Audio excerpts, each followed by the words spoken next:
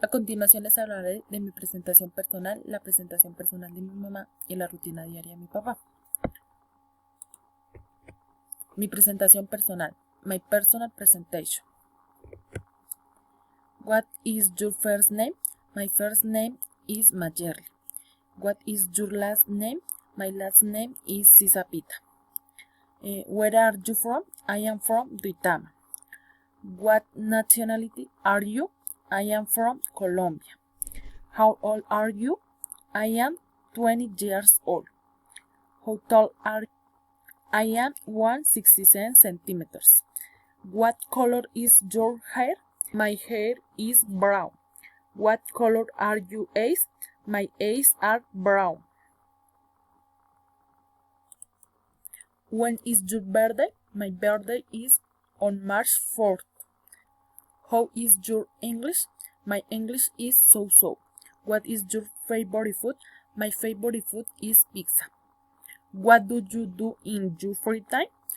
In my free time, I like to listen music. What color do you like? My favorite color is purple. Presentación personal de mi mamá. The personal presentation of my mother. She is my mother. Her name is Elena. She is from Duitama. My mother has 41 years old. She has long brown hair and brown colored eyes. Her birthday is on April 2nd.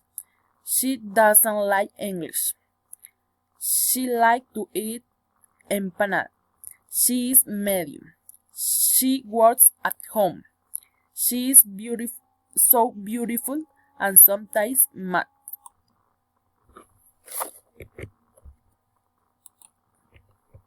Rutina diaria de mi papá. The daily routine of my father.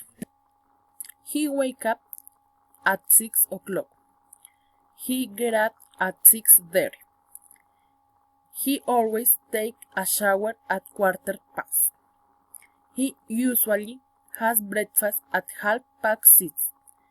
He always go to work at 7 o'clock.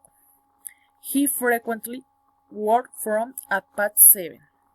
He normally arrives for lunch at 12:30.